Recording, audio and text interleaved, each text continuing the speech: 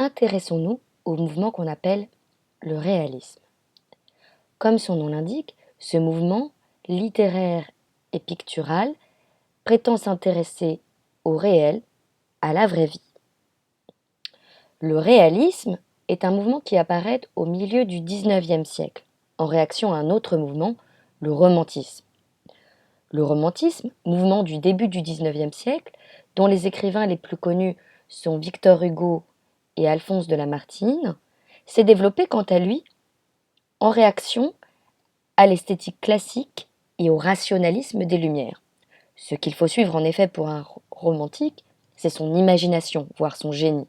Leur écriture favorise donc l'exaltation des sentiments personnels. C'est contre cet excès de sentimentalisme que réagissent les écrivains réalistes en défendant un retour à la réalité.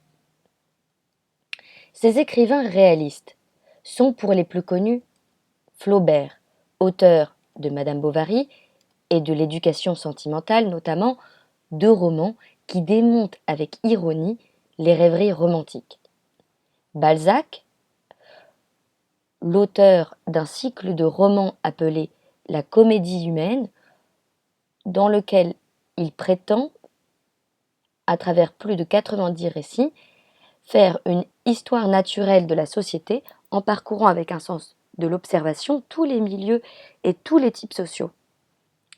Maupassant, connu surtout pour ses nouvelles acérées, dans lesquelles, par un sens aigu de la chute, il montre à chaque fois la cruauté de la vie. L'écriture réaliste trouve sa forme privilégiée dans le roman.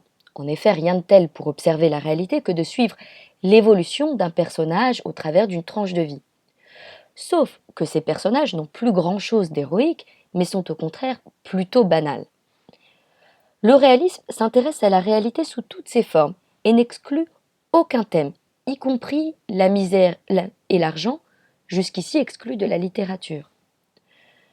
Se voulant une observation fidèle et objective de la réalité, l'auteur s'efface. La narration est faite à la troisième personne, avec un narrateur toutefois omniscient, mais qui nous laisse voir à travers les yeux du personnage grâce au point de vue interne.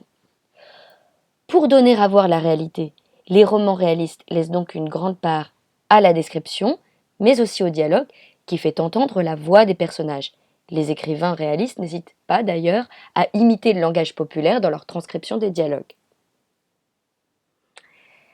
Imiter le langage, ce qui nous rappelle que tout ceci n'est pas la réalité, mais une imitation de la réalité. Les romans réalistes restent donc des fictions. Ce qui fait dire à Maupassant, dans la préface de son roman Pierre et Jean, cette formule paradoxale: les réalistes de talent devraient plutôt s'appeler des illusionnistes.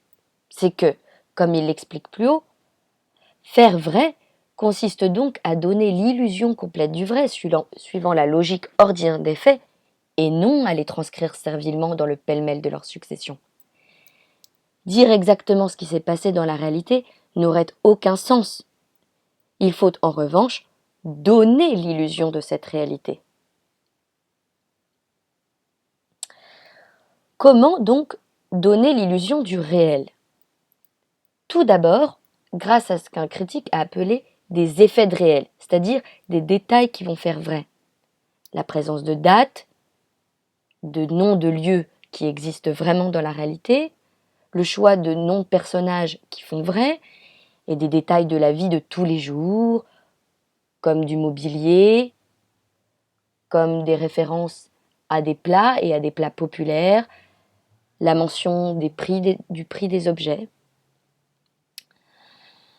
En refusant ensuite des aventures romanesques, mais en privilégiant au contraire une histoire qui pourrait vraiment se passer dans la réalité.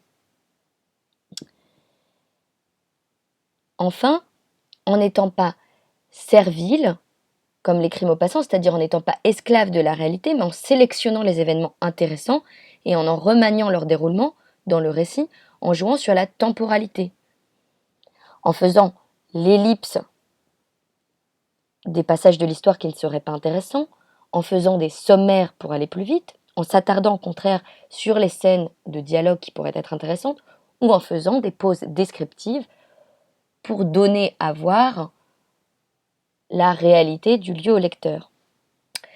Enfin, aussi impartiale que se voudrait l'écriture réaliste, elle témoigne en vérité d'une certaine vision du monde qu'en partagent les auteurs de la fin du XIXe siècle, une vision assez pessimiste de la réalité. Les personnages échouent généralement à la fin du récit, il n'y a pas de happy end, les héros sont décevants et le poids de la fatalité est très important sur l'aventure des personnages. C'est ce qui sera développé dans un autre mouvement appelé le naturalisme, dont le chef de file est Émile Zola. Ce poids de la fatalité et du déterminisme de la société sur l'avenir des individus sera donc approfondi dans un autre mouvement littéraire qui découle du réalisme, le naturalisme, dont le chef de file est Émile Zola, l'auteur d'une saga intitulée Les Rougon-Macquart, par laquelle Zola prétend étudier les effets du déterminisme social sur les différents membres d'une famille. Voilà, vous avez une assez bonne idée à présent de ce qu'est le mouvement littéraire qu'on appelle le réalisme et même ses suites, le naturalisme, assez en tout cas pour commencer à commenter un texte issu de ce mouvement.